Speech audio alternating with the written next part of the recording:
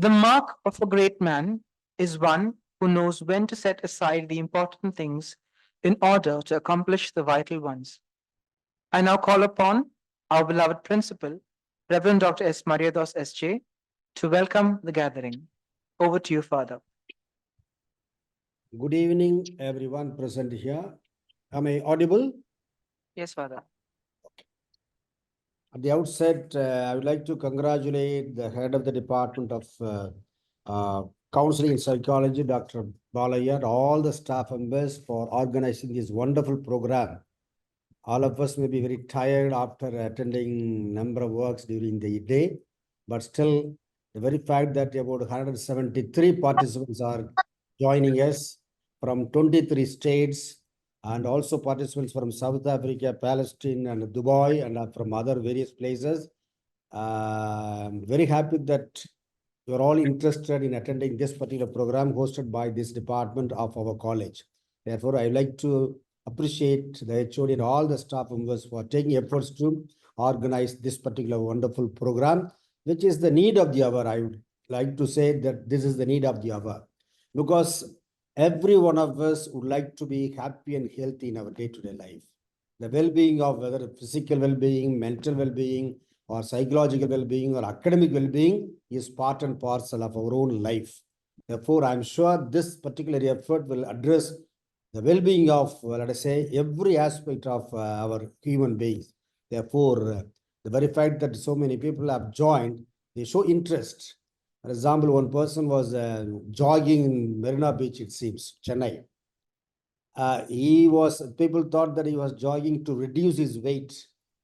And after 1 year, somebody asked, I've been seeing you for the past 1 year. I think your purpose was to reduce the weight, but you don't seem to reduce. Instead, you seem to put on more weight. The person replied, no, my purpose is not to reduce weight. My purpose is to maintain healthy. That's what he said. It happened in the Merida, which people say. Therefore, all of us take efforts at different levels to be happy and healthy in our day-to-day life. But sometimes we may strike at a very wrong side to be happy and healthy. I'm sure the resource persons during all these days will address all these aspects. I think I just had a glance of the PowerPoints going to be presented by the resource person. There I noticed that one quote by Aristotle. I like one of the quotes by Aristotle. For example, we are what we repeatedly do. It was said by Aristotle. We are what we repeatedly do. Excellence then is not an act, but a habit. It's a wonderful quote which I like very much. Whether it is excellence or psychological well-being or happiness or healthy life or joyful life, it should become our habit. Only then we will be able to ensure happiness and healthy life for us as well as the people around us. Therefore, whether it is the environment or the habits or the relationships or the attitudes that we have, all these are making or contributing their own share for the happy and healthy life of ourselves. Therefore, once again, I appreciate the HOD and all the staff members for organizing this. I'm also happy to welcome all the participants for this particular program. I'm sure you will enjoy the program. You will benefit out of this. And most of you are, let us say, busy with so many activities. And I wish you all the best. Thanks to the efforts of the department and thanks to all the other people, those who have joined us to make this particular program effective and efficient. I wish you all the best. May God bless all your efforts. Thank you very much. Thank you, dear Father. There is little in life so reassuring as a genuine welcome. I now invite Dr. A. John Balaya, Head, Department of Counseling Psychology and Coordinator of the Faculty Development Program, to introduce our resource person, Ms. Megha Gurudas, who will be presenting on the topic, the psychology of happiness. Over to you, sir. Good evening, Reverend Principal and participants. I'm very happy to welcome and introduce Ms. Megha Gurudas. Welcome you, ma'am. She's a HR professional currently working in the domain of employee well-being and engagement. She has done her BA in psychology and literature, has done a dual master's degree program in business and organizational psychology from Christ University.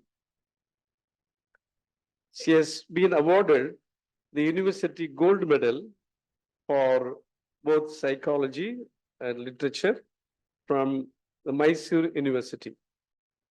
She's very passionate about mental health and well-being, and she hopes to spread awareness of the importance of psychological well-being for leading a fulfilling life. In fact, when I came to know about her, I was very happy to invite her for this international faculty development program, and she obliged.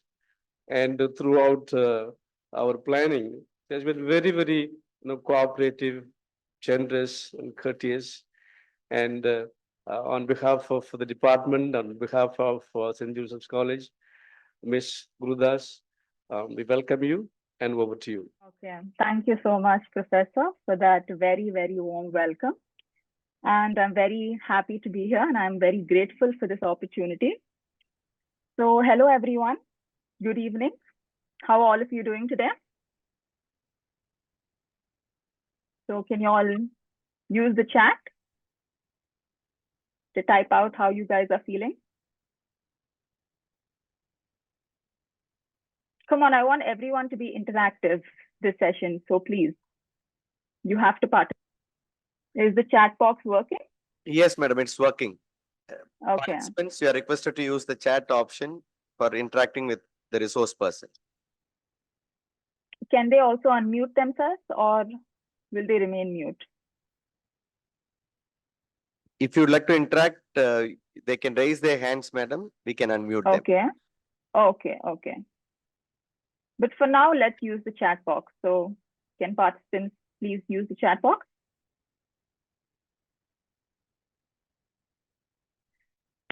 And I want all participants to please kindly keep their cameras on. Let's keep this session interactive. So I'll share my screen for now and then we can interact later. Is that fine? Okay, so my screen is visible then. Yes, ma'am. Okay, great. Okay, so my topic today is the psychology of happiness. So what is happiness? Can anyone tell me? You can use the chat. You can define it using a phrase or in one word. So what is happiness according to you? Or what do you mean when you say I am happy? Inner peace? Okay. Okay, Dr. Priya Soni, all right. Anyone? Full of joy? Satisfied with what I have done? Okay. Well, physically and mentally. Tranquil. Great, great. So how many of y'all have come across this quote by great Aristotle?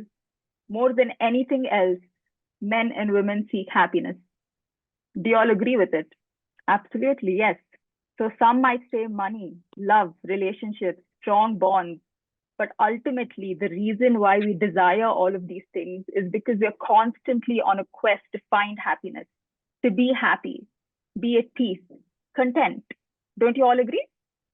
It's something universal, something which is constant among people from all over the world, across generations. Do you all agree with that? So can happiness be defined? Can it be measured? So let's find out. So humans are different, right? Our personalities are different. Our experiences are different. So defining happiness as a term is something psychologists have historically struggled with because happiness looks different for different people. I might be happy watching a movie or reading a book. Somebody else might be happy doing some other activity. Happiness might look different for that person. It looks different for me. So therefore, psychologists use the term subjective well-being instead. So it means that people are happy if they think they are happy. So I can ask you questions like, are you happy? Or how would you rate your life satisfaction on a scale of 1 to 10? And other questions through which I'll be able to measure an individual's happiness. What exactly falls under well-being, we'll see later. But first, let's look at the theories of happiness. So the first one is Maslow's hierarchy of needs theory. So this is a very common theory. Is anyone aware of this theory? It's very well-known psychological theory. Anyone? Is anyone aware of it? Okay, can someone unmute themselves and name the 5 types of needs Or you can write it down. You can use the chat. Madam Samarpita, madam, you can unmute. The first need is the physiological needs. So it is clothing, food, and shelter. The Okay. next need is the social needs. The next need is about esteem. Okay. Did I miss out one thing? The last one is the self-actualization need. Yes. The Yes. physiological So you needs. got yes. Yes. So you got almost all of them. You got 4 of them. So would anyone else like to try? Atma is raising her hand. Dr. Ravi is also raising their hand. Hello, am I audible? Yes. Yes, yes, sir, you are. So Abraham Maslow's hierarchy of needs says the first level is the basic needs, like as Madam told, it is food, shelter, and all. It's the basic needs, biological needs, physiological needs. Then comes the safety needs. Comes after safety, they need need for love, need for family, need for social things. Yes. Then comes to esteem, self-esteem, and till self-esteem, it is actually a motivation. Beyond esteem, it is a meta-motivation, which is a self-actualization. Yes, wonderful, wonderful. That's amazing. Thank you so much, sir. Okay, so just to refresh, according to Maslow, there are 5 human needs. You have physiological needs, that is your food, shelter, and then you have safety and security needs, that is your health, money, and then you have love and belonging, which is your need for human connections, your relationships, your loved ones, your family. And then you have esteem needs, which is respect from others. You require it, confidence, achievements.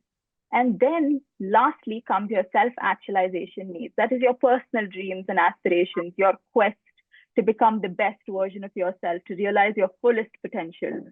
So this is primarily a motivational theory, but it can be applied to happiness as well, because according to Maslow, achieving these needs can contribute to a person's overall well-being. And according to Maslow, a person experiences feelings of euphoria, joy, and happiness when they achieve self-actualization. That is, when a person embarks on a journey of self-growth. So according to Maslow, a person feels the most happy when they achieve the final need, that is the need of self-actualization. PERMA model by Seligman. Does anyone know this model? Has anyone heard of this model? It might not be as well known as Maslow's hierarchy of needs, but it is a quite famous model. Does anyone know it? Heard of it? Okay, heard of it. Okay. Stated in positive psychology. Yes, correct. Hello. Sabrina? Yes. Can I? Yes, Hello? ma'am. Yes. Please, Yeah. please go ahead. It's positive psychology. Actually, P stands for positive emotions. Yes. Yeah, and E for engagements and relationships. Am I audible? Yes, yes, ma'am. You're audible. You're audible.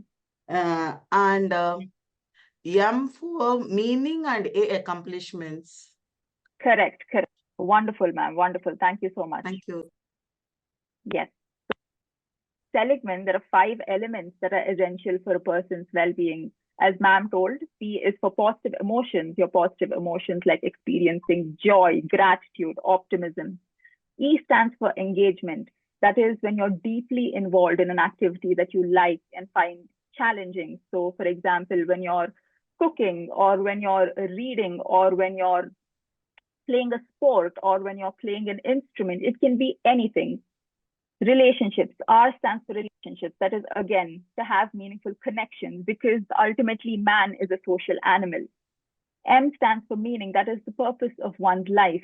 And A stands for accomplishments, that is achieving goals. So all 5 of these elements to an extent is required for a person's overall happiness. Next is the self-determination theory by Deci and Ryan. So the central idea here is that a person's ability to make their own choices and manage their own life leads to greater psychological well-being. Again, this is also a theory of motivation, but ultimately all 3 components listed in this theory are required for a person to feel fulfilled. So what are these components? One is autonomy. What is autonomy? The ability to make one's choice, to be in control of their actions. What is competence? Developing skills and bettering oneself. And the last component is relatedness. Again, experiencing a sense of belonging and attachment to people. Next is the subjective well-being theory by Ed. We have previously seen that happiness as a term is very broad and it's hard to define. And therefore, psychologists use the term subjective well-being. So what falls under subjective well-being? So according to Ed Diner, subjective well-being consists of three components: frequent positive affect, that is your mood, infrequent negative affect, and life satisfaction. So to sum it up, a person achieves happiness when there's high levels of pleasant emotions and when there's low levels of negative emotions and moods, and when there's overall life satisfaction. Hedonic and eudaimonic theories of happiness. So now this is very interesting. This is the crux of our topic. So has anyone come across these two terms, hedonia and eudaimonia? Anyone? Okay. Anyone else? So it's only Diksha? Okay. Okay. Would anyone like to explain in layman terms what is hedonia and what is eudaimonia? Okay. So if no one wants to explain it, then I'll proceed. So hedonia is nothing but pleasurable experiences. So it's one of the most popular ways to define happiness. Sorry. And for a long time, psychologists believed that it was the only form of happiness. So modern life, pop culture, social media, they all popularize hedonic happiness. So you see people on Instagram post about their outgoing life, social get-togethers, vacations, their brand new iPhones, cars, beauty products. And all these are accepted. They're accepted to be what happiness looks like, those few fleeting moments of joy and euphoria. But is this real happiness according to you? No. Okay. So before we get into what real happiness looks like, let's look at the origins of hedonic happiness. So it has its origins in Greek philosopher named Aristippus. And according to him, the goal of human life is to maximize pleasure and minimize pain. So we want to feel more pleasurable experiences. We want to feel happy more often, and we do not want to feel any sort of pain. So that is the ultimate goal of hedonic happiness.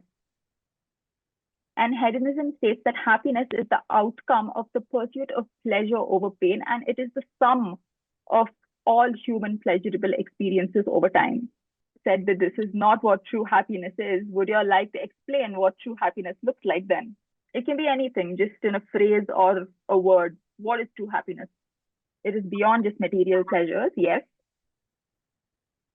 It is something good. Lasts for a longer time, gives us good memories, okay. A sense of satisfaction, finding purpose in life, very good. Finding purpose in life. When you feel satisfied with your life or parts of your life, okay.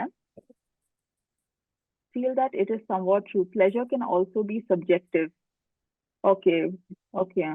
Would you like to explain that? Your name is Harshal. Feel somewhat true. Pleasure can also be subjective. If you would like to unmute yourself, you can explain that. Yeah, the state of feeling good. Hello. Okay, the state of feeling good. Yes, yes, I can hear you. Okay. Hi, ma'am. So hedonic is like when we see an ice cream, so we feel like to eat immediately. So that's like a very short term. And Yes. the other one is like, I want to become a doctor or I want to become a psychologist, like that a long term goal. So it's a Yes. very simple example. Okay, okay. That's great. Thank you so much. Shilpa has raised their hands. Please, yes, Shilpa. Audible, ma'am? Yes, you're audible. Hedonic is something which has to do with the material pleasure more, ma'am. So Okay, anything which okay. is worldly and material pleasure, which can be materialized and it appears more tangible to the Okay. person and to the world, is hedonic. And the second one, maybe we can draw it parallel to the higher order needs of Abraham Maslow's theory, where self-esteem and especially self-actualization becomes very important. Very good, very good. Amazing. So there's one thing that you said that it's only tangible. So, but hedonic pleasure also mean going out together with your friends, meeting your friends, having a So it necessarily, may not be tangible all the time. So, but then yes, thank you so much for your explanation. So next, eudaimonic happiness. So what is eudaimonia? We have to ask our great philosopher Aristotle for that. So it was first proposed by Greek philosopher Aristotle. It was first introduced in his book called Nicomachean Ethics. And in Greek, eu means good and daimon means true self. So eudaimonia is living in accordance to one's true. So living in accordance to your one's true self, character and virtues helps you achieve happiness, right? So humans find meaning and purpose in life, so they're trying to be the best versions of themselves and they're trying to realize their potentials and are constantly improving themselves. So like Shilpa said, it can, like you can draw parallels between eudaimonia and Abraham Maslow's self-actualization needs. So that's also there. So Aristotle in his books describes two types of goods while explaining eudaimonia. So there are real goods, that is, which are necessary for life, a means to achieve our potential. They're basic needs like food, friends, money, etc. And you have apparent goods. They're nothing but your wants, your desire, something which is not necessary. Their sole purpose is to give you pleasure. So you have a perfectly fine phone, but then you don't need the newest iPhone releasing this month, but you really want it. So that is an apparent good. That is not a real good. So let's move on to the differences between hedonic and eudaimonic happiness. So can anyone, quickly just tell me the differences without looking at the slide? I'm going back to the previous slide. Yes. You can either type it out or you can raise your hand and unmute yourself. Anyone? Difference between hedonic and eudaimonic happiness? I would like to differentiate between the two. Can I? Yes, go ahead. Yes, please go ahead. So hedonic well-being generally means subjective well-being, which has presence of positive mood, absence of negative mood, satisfaction with various areas of life, and Yes. it also can be said that in a broader term is a subjective well-being, whereas eudaimonic well-being is a personal growth. I would say it's more focused on psychological meaning and purpose in life, self-acceptance, Yes, correct. and also contributing to the social activities that are happening around. Correct. Wonderful. Thank you so much. Anyone else? Long-lasting feeling of good. Hedonic is short-term. Very good. Yes. Okay. So let's get into the differences. Hedonic happiness and eudaimonic happiness. So hedonic happiness prioritizes experiences that give pleasure and enjoyment. That is the basic definition. And eudaimonic happiness is achieved through experiences of meaning and purpose. So the goal in hedonic happiness is good or happy in that particular moment. You're eating an ice cream, you feel good in that moment. So you think you're happy in that moment, or you're watching a movie, so you feel good in that moment. So that is hedonic happiness. Eudaimonic happiness, the focus is on leading a life that is fulfilling and satisfying. So 5 or 10 years down the line, you look back at your life and you feel content, you're at peace with yourself, and you feel happy with the direction that your life is leading. So that is eudaimonic happiness. And hedonic happiness, it is happiness as a sum of all pleasurable experiences in our life. And eudaimonic happiness, it's a more holistic approach to happiness. Some of the more other differences are hedonic happiness gives us short-term gratification, eudaimonic happiness gives us long-term gratification.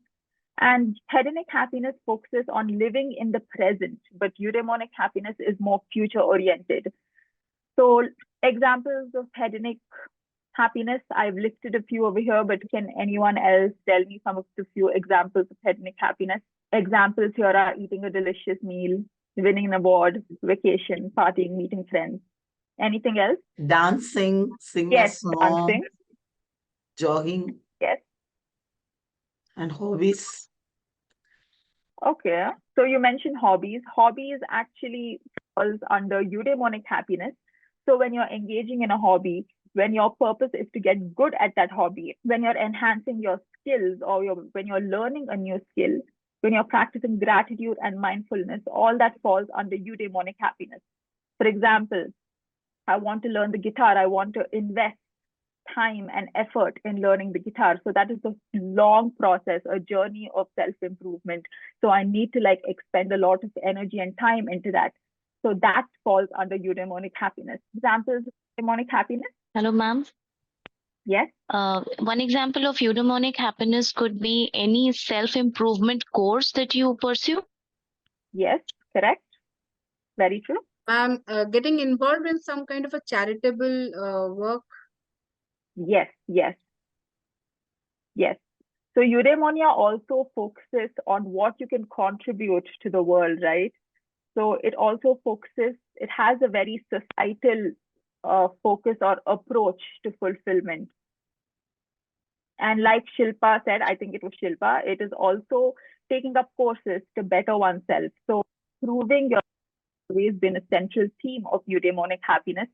So it can be taking up language courses or soft skill enhancement courses or any other courses which will help you in your job. So anything that will improve yourself, that falls under eudaimonic happiness. So what is hedonic treadmill? So for how long will the new iPhone that you so badly wanted give you happiness? How long will eating your favorite meal every day keep you happy? So you receive an award today. How long will you feel happy about it? So how long? You cannot feel happiness forever. At some point, the newness of it all fades away. The novelty fades away. And you're left with nothing but your true self. And who is that true self? That's dependent on your personality, your genetic makeup, and lived experiences. So this point is called the happiness set point. So after a certain period of time, you return to a base level of happiness, even after experiencing countless innumerable pleasurable experiences, even after experiencing a lot of hedonic experiences, humans tend to revert back to a baseline of happiness, and that is called a happiness set point. Maintain a high level of fulfillment and well-being despite the novelty of hedonic happiness fading away. Because once you return to a baseline of happiness, it's your true self. And if you're not happy with your true self, then no amount of hedonic pleasures will lead to long-term happiness. How then do you keep yourself happy? Somebody said meditate, self-awareness. Okay. Anything else? Find new meanings of life or find new things. Move on to something else. Okay. Anything else? Prioritize yourself and what makes you happy. Okay. Very good. Ma'am, becoming the best version of yourself and keeping on the strive for improvement so that every time you do it, you feel more fulfilled and enriched yourself. Correct, correct. Wonderful. So does this mean hedonic happiness is bad? If it fades away after a certain period of time, is it bad or is it not needed or not required? No, It's right? needed. No, it's not bad. Yes, it's not bad. It's definitely not bad. It's very much required. And most psychologists, like, with the nature versus nurture debate, most psychologists have taken a middle ground. They believe that both hedonia and eudaimonia are required for a person's overall well-being. So hedonic experiences, like having your favorite meal or listening to your favorite song or meeting your friends, partying. So it can improve your mood. It can reduce stress and other negative emotions. They're not necessarily bad, but then for a person to continue to feel fulfilled and have life satisfaction, it is important to engage in eudaimonic activities. And that is an important subtopic of today's topic, a eudaimonic approach to happiness and well-being in life. Living for true self. Living for true self. Okay. This is in relation to eudaimonic. Okay, Deeksha says, okay, yes, please continue. Okay, so Deeksha says, in my opinion, you can't remain happy for every minute. You have to experience other emotions. They're also important.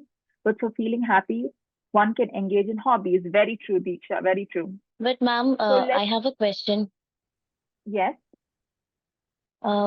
Is it true, ma'am, that eudaimonic experiences can be had only when you have hedonic experiences fulfilled to a large extent in your life? Then only you can move on to those things. For example, if you don't earn enough for your livelihood, how are you going to pursue a hobby that doesn't fetch you money for Exactly, survival? exactly. So very good question.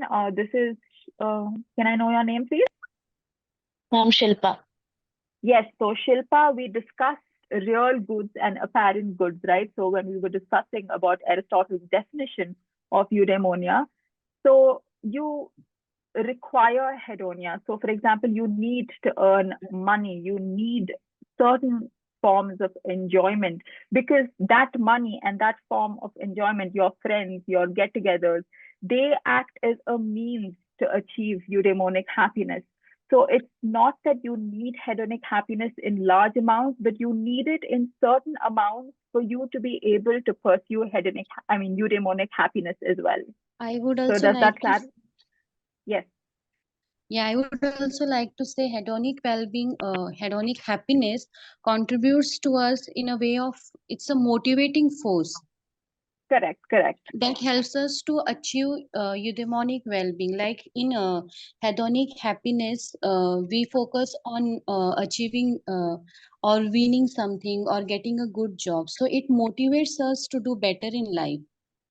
And if Yes, we are correct. doing It's that, a means to an end. Correct. yeah. So if we are doing that, then we will get eudaimonic happiness in a Yes, correct, correct. longer run.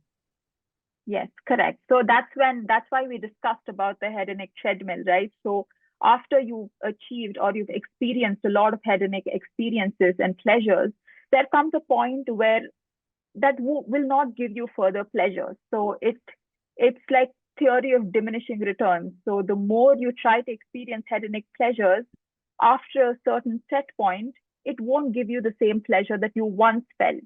So after that set point, in order for you to keep being happy, that is when eudaimonic happiness comes into the picture.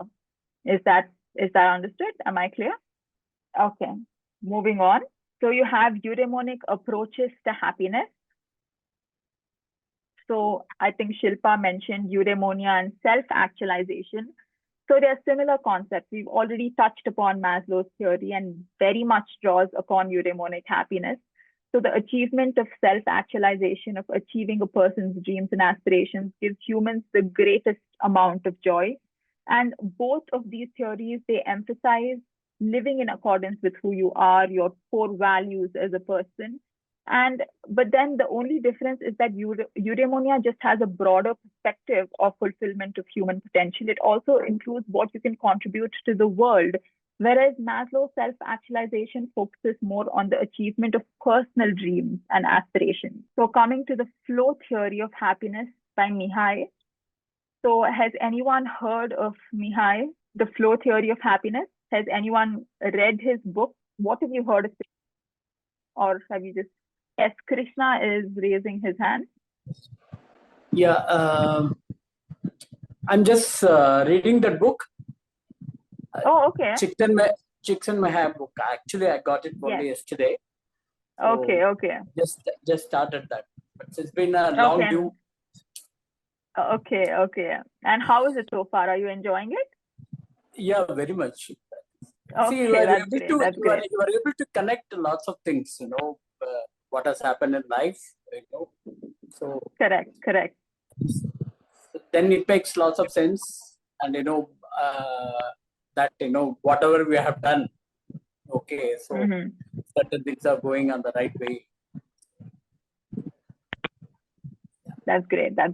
So anybody else has heard of theory? Okay. So let's proceed.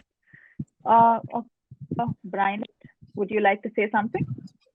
Yeah, like I teach positive psychology is my paper in the college. So we have flow as a component in the positive psychology, and this is a well-known theory. There is a well-known theory by Mihail on the flow. So he gives certain dimensions, and then these dimensions are put together. Correct. Okay, so thank you so much for your input. So let's proceed. This is actually one of my favorite theories of happiness. So let's read this quote first. The happiest people are not the ones who achieve the most. They are the ones who spend more time than others in a state of flow. So what is the state of flow? We'll get into it shortly. So, but firstly, Mihai asked questions like what makes people glad to be alive and what makes life worthwhile. And he actually dedicated 20 years of his life to find answers to these questions. And the answer is that people are happiest when they achieve a state of consciousness called flow. So what is this flow? It's a state when one is completely absorbed in an activity. So they are at the peak of their ability. All their problems seem to disappear when they're in this state of flow. And a sense of time seems to cease. And there's only deep personal enjoyment. So for athletes, you describe it as being in the zone, right? So when an athlete is in the zone, he doesn't think about anything else except for playing that particular game or winning that competition. So that is a state of flow that Mihai talks about here. And this state is not achieved through relaxing times. No, it's only achieved when a person's mental and physical limits and abilities are stretched. So when a person heart something difficult and worthwhile, only then will he enter into a state of flow. And this may not be pleasant initially, right? But once you achieve mastery in that domain, you will enter a state of flow. For example, let's take, a volleyball player. All right, so just an example. When he first probably starts playing volleyball, it must have been hard for him. It might have not been enjoyable for him. He might have been losing all his competitions. But once they start putting in the hard work, right, and once they start polishing their skills, they might find the same game much more enjoyable. So for you to enjoy an activity, you need to get good at it first. So for you to enter into a state of flow, you need to put in the effort. You need to put in physical effort. You need to put in mental effort as well. So this state can only be achieved through hard work. So how can you achieve this state of flow? So let's take examples. So for a musician, flow can be, for a football player, it can be playing a difficult game. For a chess player, it can be competing in a tournament. And for a painter, it can be painting a new portrait. So how can you achieve the state of flow? You can achieve it through 5 means. So when the task has a clear goal. So for example, the task here is finishing the song or finishing that painting. Next, when the task is challenging, again, the task requires physical exertion and mental discipline. Only then will you be engaged. And when there is feedback given, so when you're able to evaluate your progress, so you need to know if you're doing the right things, if you're improving your skills or not. So only when there is feedback available will you progress to the next stage. Next is when you're able to get on the task. So when you're able to forget about all your problems, when time seems to fly and when you don't realize how time passed, right? So that is when you know that you've entered into a state of flow. And lastly, when you're able to utilize and test your skills, there's nothing like utilizing your skills and successfully completing a project or a job that you wanted to do. So by combining all these elements, you can achieve or enter into a state of flow. So any doubts so far in this theory? Somebody said using mobile. Yes, so in today's day and age, yes, using mobile can also be a flow. That is because okay, so that is not an authentic state of flow. That is just a way to pass time or a distraction. But okay, no doubt. Anybody else wants to say anything about this theory or want to give their input?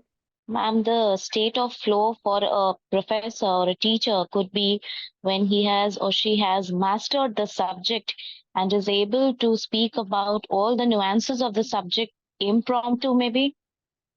Yes, Full correct. command over the Absolutely. subject?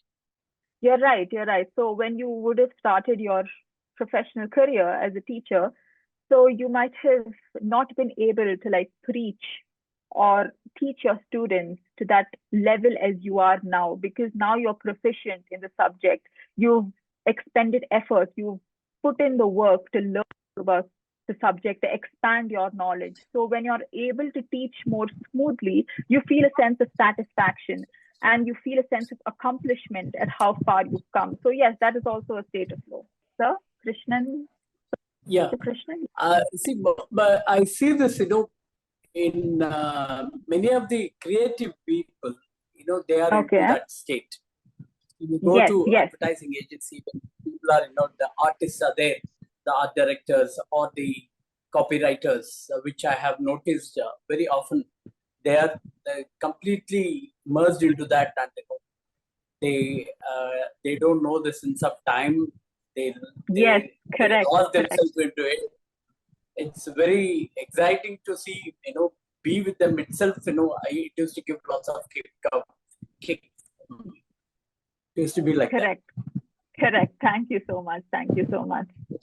So you said something, they lose themselves.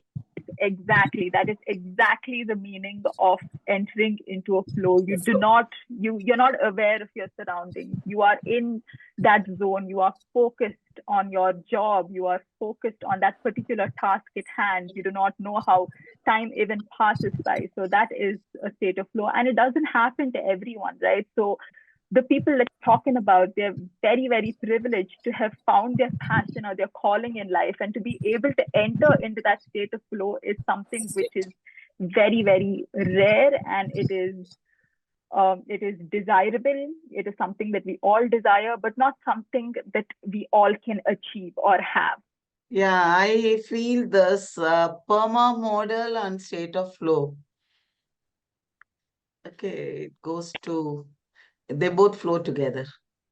Okay, can you expand more on why you feel suppose that if I have a task of, I have a clear goal on my task, no? See, automatically, whether it is challenging or whether is there any risk, or if anything comes on the way, definitely I'm going to enjoy that. Correct. Because my goal is very clear. Okay, I really wanted to achieve that. And again, the positive emotions and this everything, it goes in my side, no, like side by side. Correct. I'm just flowing along with my yes. It's lovely. Thank you. Thank you so much. So, thank you. Yeah, so you can, every theory of happiness that we've come across, you can link it to every other theory of happiness. That is the beauty of psychology, right? So you can apply concepts from one theory to another theory, and they all make absolutely perfect sense. So yes, ma'am. Samarpita Roy, please. Yeah, is it actually that, only the creative people can get into this state of flow, or is it like it is possible for any of the professions for that matter? I mean, in the moment we start enjoying the challenge or start enjoying the profession that we are in, and we do it passionately, sometimes we tend to lose time. So suppose somebody is given a particular, hard task or a challenge that you have to kind of finish this. That is the time when we kind of lose the sense of time, and we are into it, engrossed, without even, losing out our sleep or, whatever requirements. Ma'am, I just gave an example, ma'am. I just gave an example, not I completely understand. Because ma'am just mentioned that it is not attainable by everyone. Absolutely, not all the time possibly, but at certain point of time, almost all of us have experienced that state of flow, probably. I mean, that is what. Yes. So people do experience that state of flow, but then only in fragments, right? So, but for you to be happy or achieve long-term happiness, it's essential for you to enter into that state of flow frequently. So that's why Sir mentioned creative people, right? So creative people, they're always in the state of flow because they love what they're doing. They've chosen their profession. And in this modern day and age, there are many people who hate their jobs. They don't like their jobs. They don't like what they're doing. So it's extremely hard for them to enter into that state of flow, because even if that task is challenging, ultimately, if you do not like what you're doing, right, it's hard for you to enter into that state of flow. Yes, true. Accepted. Yes. And also, in counseling, you also need to be creative at times, because certain times it doesn't work. So you have to you have to think something out of the box, and then it does the Yes, client. very true. Very true. Also every the creativity comes in. profession, yeah. Yes. Yeah. So every profession demands a certain level of creativity from you. So it's not like professions are stale. No, it's how much you love your profession, how much you can bring creativity into your profession. You can see it in see it in a plumber. You can see it in a yes. When they're completely engrossed in their task. Yes, correct. It can be achieved with any job, provided that you like what you're doing and you find it challenging, you find it exciting, and you're happy to be doing what you're doing. Story of happiness apply in children? Absolutely, it can. It can. So you have children prodigies as well. Right? Actually, forget about prodigies. You can take children in general. So when they're enjoying an activity that they're doing, when they're for example, enjoying playing an instrument or enjoying playing a sport, cricket, badminton, anything, and when they're in the zone, yes, they have entered into that state of flow. So let's move on. Thank you for that wonderful discussion that we had. All right. So this theory, you have to find meaning in life. And when you find meaning in life, that is when you know your purpose in life. So once you have found your purpose in life, achieving that purpose has challenges. So when you embark on the journey to achieve your purpose, that journey will have many roadblocks and obstacles and challenges. So meeting the challenges requires resolution. It requires immense resolve and dedication. And pursuing your purpose with resolution, that is when you achieve harmony. And that harmony is nothing but your state of flow. Okay. Ikigai. So has anyone read this book? Ikigai? How many of you have read it? It's a very, very popular book. It's an international bestseller. You've read, okay. Yes, please raising their hands. G.V. Murakami, Japanese writer. Yes, he's a Japanese writer, but he's not the author of the book, Ikigai. Okay, G.V. is raising their hands. Yes, G.V., you can unmute yourself. Has anybody else read this book? Okay. Anita says it's all about what you love, what you are good at, and what the world needs, and what you can be. Wonderful. That exactly summarizes what Ikigai, the book, is all about. So first, let's look at this quote from the book. Essentials to happiness in this life are something to do, something to love, and something to hope for. So first of all, what is Ikigai? Ikigai is a Japanese term. So it essentially means living with meaning or purpose. So the Japanese believe that doing so will lead to a more happy and fulfilling life. So something that is very unique about Japanese people is that they have very long lifespans. Have you noticed this, or have you read about it? They have very long lifespans, right? Ever active and no retirement. Yes, that's true. Japan is known for its hectic work culture, right? So has anyone been to Japan? Has anyone gotten to see the culture there? But I have seen some video that some 90-plus-year-old is going to office. That was, yes. I saw that when it was relating to this Ikigai, because I have not read the book, but so I was searching for information on videos. So I saw that they were showing that. It's amazing. Okay. 97, 98 years old, they are going for work. And they are saying, we can't sit. We can't just sit. It is not that, there is nobody there to take care of something like that. They enjoy doing it. So that is why, that is the funda there. I really enjoy that. Their age is energy. Energy is age. Yeah, I learned it from my friend, one of my friends who is staying there in Japan. I wish that India also. Hopefully, here's hoping for a brighter future. All right. So again, they have very long lifespans, and there's an island in Japan. It's called Okinawa. And Okinawa has many people who are above 100 years old living in it, and they're still very fine. They can look after themselves, and they don't need anyone to look after themselves. And they still express a desire to go to work. So when you said that even 90-year-olds are, expressing desire to work, it's very true. So, and when the researchers in the book asked the people in Okinawa about the reason for their longevity and the reason for their long lifespan, many said it was their ikigai. So first, let's see how you can define that ikigai. So what is ikigai? It's combining 4 aspects of your life: your talent, your passion, your profession, and what you can offer to the world. So combining all these 4 will ultimately lead you to finding the true meaning of your life. So let's take an example. So have you guys heard of Hayao Miyazaki? So he's a Japanese animator, a very renowned Japanese animator and founder of Studio Ghibli. Has anyone heard of him? Miyazaki. Yes. So something very interesting about this man is that this man has tried to retire several times, but then he always comes back to the studio to draw and animate. So he retires and then he comes back. It's always a cycle. Why? Because it's his passion in life. He cannot stay away from animating and drawing. And also there's a documentary on him, and watching it makes you realize what flow is, because his focus and dedication during the process of animating is the essence of flow.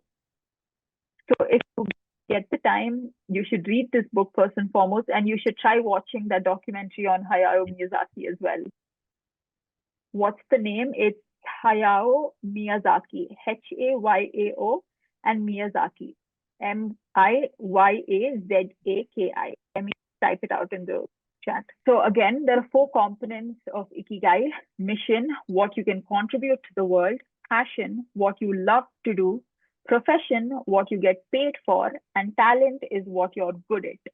So how do you find your ikigai? So finding your ikigai is a process of combining all these 4 elements. So finding your ikigai requires a balance between 4 elements. So between love, mastery, moral good, and money. That is, love is your passion, mastery is your talent, moral good is what you can contribute to the world, and money is what you get paid for your profession.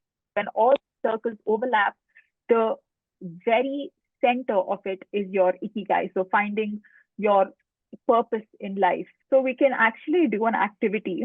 So you can do 4 overlapping circles like this, and you can list down what you love to do, that is your passion, what is your talent, what you can offer to the world, and what is your profession, and see what you can get in that middle overlapping space. Can we do this activity? Can everyone take a pen, paper, and do this activity and then share their findings or insights with the group? Can we take to do this activity? Could you repeat once again? Yes. Can you repeat the question? All right. So I want you guys to draw 4 circles, 4 overlapping circles. And in one circle, so for example, the left circle, you can write down the things that you love to do, that is your passion. And then top circle, you can write down what your talents are or what you're good at. And then the right circle, you can write what you'd like to contribute to the world. And bottom, you can write your profession or what it is that you are paid for. And then once you write down all these 4 or fill in all these 4 circles, you can decide, or you can try to discern what it is that you actually were born to do, or what is your purpose in life or your ikigai. So we can take 2 to 3 minutes to do this activity, and then you can share your insights with the group. What's the difference between this love in pink and love in, the overlapping stuff? Sorry, I didn't get your question. See, there is a love in that pink. Yes. and there is one in overlapping mastery and moral good. The overlapping of mastery. Okay. Yeah, the I blue- got it. I got it. I got it. So is what you're very passionate about. For example, you're passionate about cricket or any other sport. Mastery is what you're really, really good at. So it can be anything. So you're good at playing an instrument, or you're good at, maybe you have like really good business acumen. And moral good is what you'd like to contribute to the world. So when mastery and good combine, it's something that you will inherently love to do, because it's something that is contributing to the, to the welfare of everyone in society, or it's something that is contributing to the world. So that is love. This overlap moral good. The love of her is just your plain passion. That is, things you love to do. Oh, people have already completed this activity. Being myself, positive, motivate people, academician. Okay, that's great. Teach other values, good citizen, education. Wonderful, wonderful, Ganesh. Therapist and counselor. Okay. So is everyone in the process of finding ikigai, what they're meant to do? Love to spread happiness, communicate well, help students do well in their career. I am an educator. Yeah, wonderful. See, ikigai, the answer that you arrive to may not necessarily be a profession. It can be values as well. It can be as simple as I want to spread happiness, or my purpose in life is to teach people or to help students further their education. So it can be as simple as that. Be a better human every day. Okay, that's wonderful as well. So when you try to do this exercise, don't just look at what career is your purpose in life. Actually, you can look at values as well. Actually, according to me, I was just looking at mastery, moral good, money, love, and again passion, love, career, and occasion. No, so everywhere my hand goes counseling. My value, love, and happiness. Even I put those things in there, but again, the outcome is to just give happiness to the people. That's what we do it. It's not like professional wise, even personally, I was able to like find or recognize. So both goes simultaneously, I feel. Great.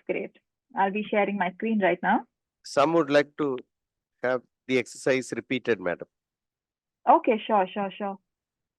Is my screen visible first? Yes. Okay, great. It's visible. So you who want me to repeat the exercise, I want you to draw 4 circles. So one circle represents what you're passionate about or what you love to do. So for example, you can take that as your left circle. Your top circle can include things that you're good at or you're very skilled at. And your right circle can include what you would like to contribute to the world as a human being. And your bottom circle can include your profession, what you're paid for. So overlap these circles and try to find the overlap between these 4 circles so that you can try to find your meaning or purpose in life. So it can be anything from values, or it can be anything like your career as well, what you're passionate about or what you think is your purpose in life. So that is the exercise. I have one clarification, Ms. Megha. Can you hear me? Yes, I can hear you. Yeah, these things, won't it keep changing? Okay, what I'm passionate about at this age, it might change after, now I'm 47. So when I'm 57, it keeps changing. But one thing remains constant. The love for work will be constant. So then how do we, because I have gone through this book, so how do we put it in that way? I'm not asking for pertaining to this workshop. In general, I am asking you. I get it. So when you talk about what you love to do, it should be something that is constant. It should not be based on age specifications or a fleeting passion. If you mentioned that you love your work, so if you love your work, that itself can be your passion. That itself can be what you love to do. So you can include that in your passions as well. It doesn't necessarily mean that your passion and your profession need to be different. So if your passion and profession is the same, well and good for you. Okay, thank you. Okay, so has everyone completed this activity? I think we have 5 more minutes and I have to wrap up my presentation. So would anyone else like to share this exercise or share their insights about this exercise or what you discovered during this exercise? We can quickly have 2 to 3 people share their insights and we can move on. Yes, the insight, no, was able to find new me. Okay, okay. And what is that new me? Yeah, this passion, love, career, and your ikigai, Yeah. has taught me that who actually am I. Like everything That's goes great. simultaneously together. Yes, that's So I had a wonderful. different thought earlier, but it's nice when I do this Yes. exercise, I just thank you, That's thank you so That's much. great. That's great. The purpose of this exercise is to try and find yourself and what you're really passionate about and ultimately your purpose in life. So I'm glad that it helped you feel this way. Okay, so let's move on. We're wrapping up this presentation. Okay, would anyone else like to speak? Megha, I have Yes. a question. Yes, yes. So what's the difference between meaning of life and purpose of life? They're the same. They're one and the same. Okay. Did you have like a distinction in mind? Because they're essentially the same concept. Because ikigai means living with purpose. It also means a search for meaning. So when you find meaning in life is when you find purpose in life. So I can find meaning in life through sketching or drawing. So my purpose in life becomes to draw. That is my inherent purpose. Okay. I will put some more thought, maybe where I'll catch up with you sometime on this. Yes, yes, surely, surely. All right. So I hope all of you liked this exercise and all of you all were able to find something new and exciting in this exercise. So moving on, how do you achieve eudaimonic happiness? So as Socrates once said, know thyself. You should know yourself, your core values, what is the most essential to you as a person. Only when you know yourself will you be able to proceed to further steps. Next, have long-term goals.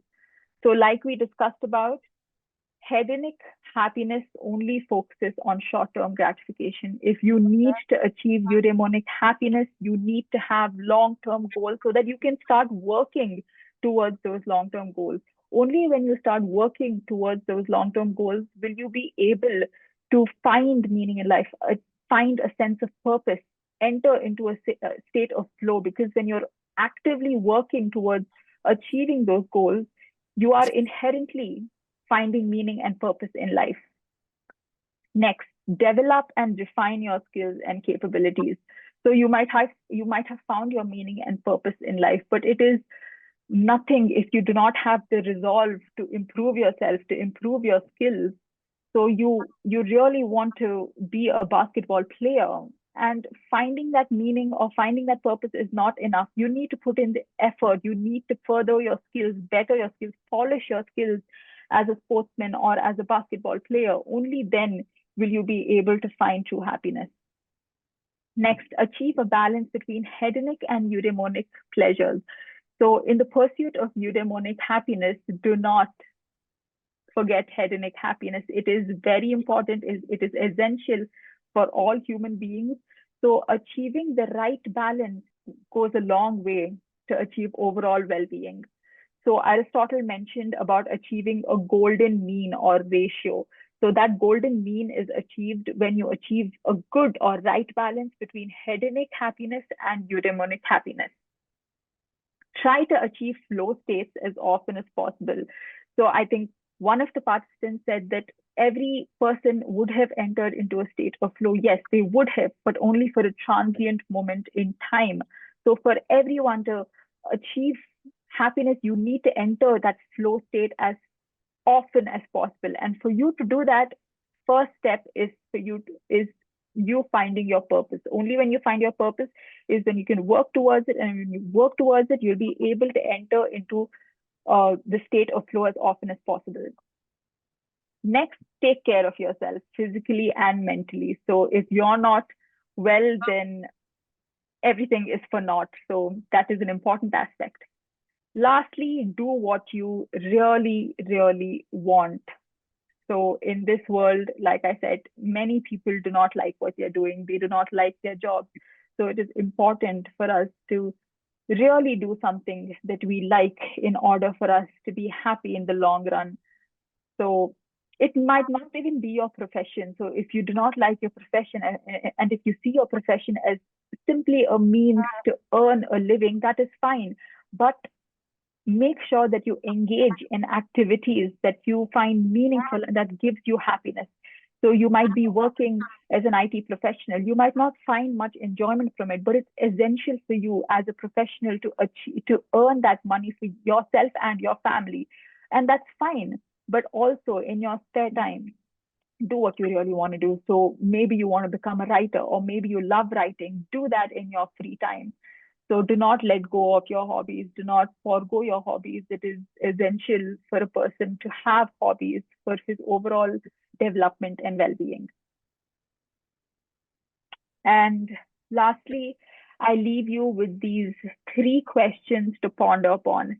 What is your meaning of living a good life? When was the last time you felt you had achieved a flow state? And when was the last time you felt a sense of fulfillment? So please think about these questions. If you would like to answer some of these questions, you can either write down your answers in the chat, or you can unmute yourselves and talk about it. Does anyone want to unmute themselves? Let's look at the second question, because I think we've already answered the first question, or we've already touched upon the first question. When was the last time you felt you had achieved the flow state? Can people type it out? Okay, can you please shed more light on how to know thyself? Knowing yourself, it doesn't happen over a period of few hours or over a few days. It is a long process of introspection, a long journey of knowing yourself. You have to list down your strengths, your weaknesses, what you find essential for a human being, what values you find essential for a human being, what values you cherish as a human being, what is the most important to you. It might be your family, your relationships, your friends, your profession. So discovering who you are, or knowing thyself, as Socrates said, that is a very, very tedious journey, I would say, or a tedious process. So it's a journey of self-learning, of immense introspection. You have to look inward. You have to really look at yourself and ask yourself difficult questions. So yes, very recently, becoming a promoter of healing. Okay, very recently when I was with students and helping them prepare for their placements. Lovely, lovely. Yes, 10 minutes back. Nice, nice. That's great. Yes, somebody would like to speak, their hands raised. Yes, ma'am. Can you hear me, ma'am? Yeah, yeah. Yes, I can hear you, sir. About the second question, I'm quite particular because I'm a meditator, and very often I experience, very often I do experience this state flow. Because I remain in a state where there is no past, there is no future. I'm totally in the present. Okay. Totally in the present. And about the first question, I'm a teacher in a university. I love teaching, and I dedicate my life to teaching. And finally, when was the last time you felt a sense of fulfillment? Almost always. Almost That's always. very good. That's very good. Whenever I'm in the classroom, I simply forget myself. Amazing, amazing. So you're constantly in a state of flow. Amazing. And now actually, you see, I have one book at my hand right now, The How of Happiness. The How of Happiness. Okay, amazing. Yeah, whatever you are saying right now, it resonates with this book. Sonja is a writer. the how of happiness. Okay. Thank you so much. Thank you. I'm glad that it was able to resonate deeply with you. And yeah, I'm happy. I'm really happy right now. So thank you for that. This morning, as we started with the new week. All right, great. Okay. So that is my time. Yes, please. Ma'am, Would this is someone- Shama Berlin, ma'am. Yes, please. That Yes, was a very Shama. nice, Hello. presentation. I would like to want to know, how does the brain differentiate these both pleasures?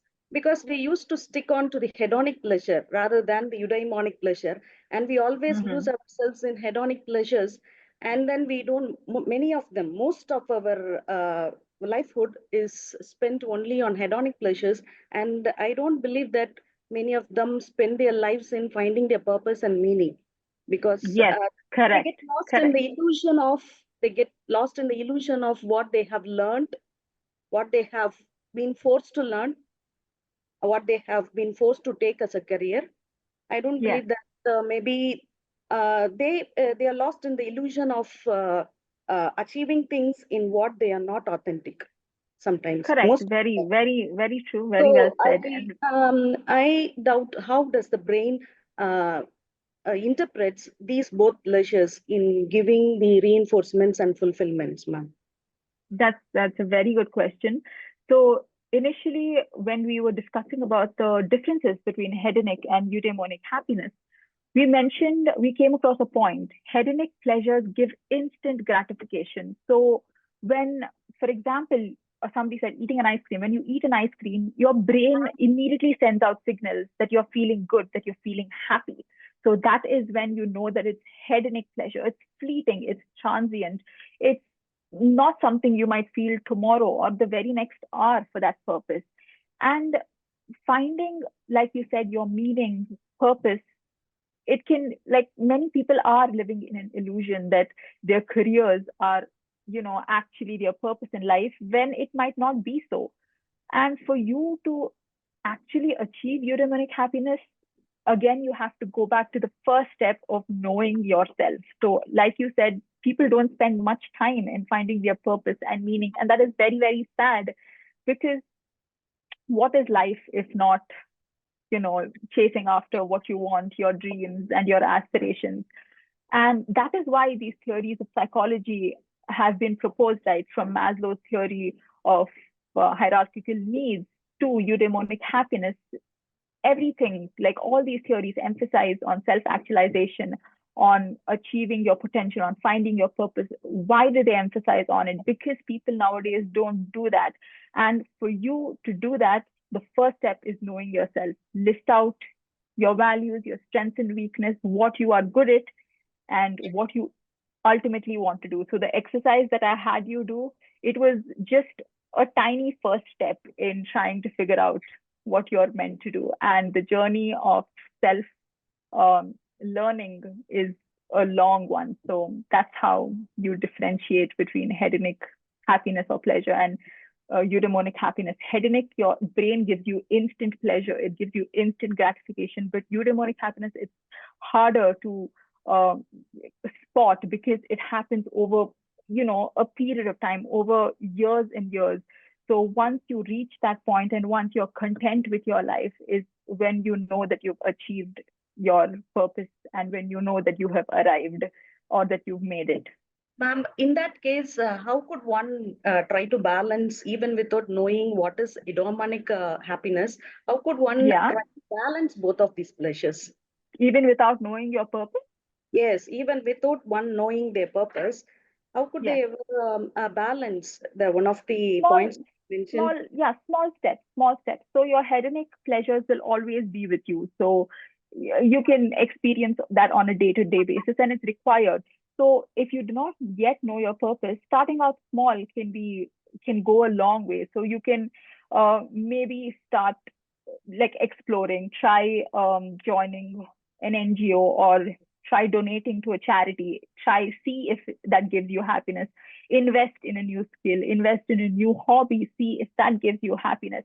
So explore your options while at the same time maintaining hedonic pleasures and happiness. And once you find what is right for you, you can probably, have a more streamlined and focused path towards what you have found or what you think you're meant for. So initially start out small is what my advice to you would be. Thank you, ma'am. But I think that people want to take that much risk. Yes, that's true. Their career, they are already secured titles and comfort zone. In order to true. People are in their comfort zones, and it's not necessary for you to take a break from your profession or quit your profession to explore new opportunities. No, you can do that while you're actually in a profession. You can invest in a new skill in your free time. I know in this fast-paced world we're living in, we do not have the time for it. And people, when they find the free time, would like to relax and just take it easy. But then for you, if your goal in life is to find your purpose, meaning like Miyazaki, and like how drawing and sketching and animating is everything for him, if you would like to achieve constant states of flow and find your purpose, then it is essential that you invest time and effort in knowing yourself and what you're truly meant for. Thank you, ma'am. Thank you. Yes. So that was my time, everyone. Thank you so much. All of y'all were, okay, the thank you slide is empty. I had actually included an animation, but it's not visible right now, but that's okay. So I would like to thank all of y'all from the bottom of my heart for being such lovely participants, for being so engaging, for being so interactive. I had a really, really nice time. So thank you so much. Thank you, ma'am. Congratulations. Yeah. Thank you. The session was in the flowing of happiness. Yeah. Yeah, that was the topic of today. So I saw some of the participants while they were interacting with you. They were very happy. They were all okay. And keenly listening to you. And some of them were very actively participating. And yes, I'm glad. I have one of my friends on the screen, Dr. Krishna Mohan. Doctor, good evening. Doctor, good evening. Because whenever I organize FTPs, doctor will be one of the first person to register. Dr. Okay. Krishna Mohan, who is on the screen, he's very happy to be here. So, okay, that's great. It's an honor, sir. It's an honor. It was a wonderful presentation. Thank you.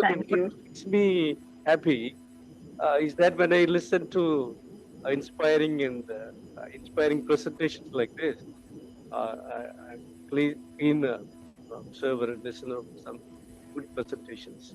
Thank you so much. Thank you. I had actually included certain animations as well, but I had used another software for it. So when I converted it into PPT, the animations were lost and it's not visible right now. So which is a shame, which is unfortunate, but thank you. I'm glad that you liked my presentation. Right. And good, yeah.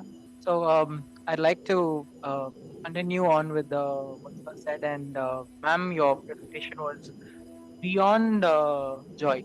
It was really a joy to watch you, and to be really honest, as I kept watching your presentation, I was reminded of this particular quote from the movie Forrest Gump, wherein his mom tells him happiness is like a box of chocolates, you don't know which one to get. Yes, so I love that quote. So when you, the beauty of your presentation was the fact that you actually provided us with a sort of a guideline as to arrive at happiness. Yes. So we don't have to wonder what sort of flavor of happiness we want to get. Now that you've given us the guideline, we can actually work towards that particular type of happiness that we need to work towards to get. So it was really a joy to see people wholeheartedly answer, interact, and I think it's due to you. So hats off for the wonderful presentation and for the cordiality that you've been, invoking upon us today. So thank you so much, ma'am. And we would like to conclude that day one of the International Faculty Development Program has been a resounding success, and we wish for this to continue for the remaining days. So participants, I request you to fill in the feedback assessment form, which is posted in the chat box. So please don't forget about that. And good evening and good night. See you tomorrow. Thank you. Thank you. Thank you so much. So thank you, Mr. Mark, the MC, Dr. Vimal Gerald, our chief technician, and Dr. Bastin Tyagaraja, Dr. Sugandhi, and Ms. Krishiba, the Department of Counseling Psychology, for your valuable presence and your contributions. Thank you. Thank you, sir.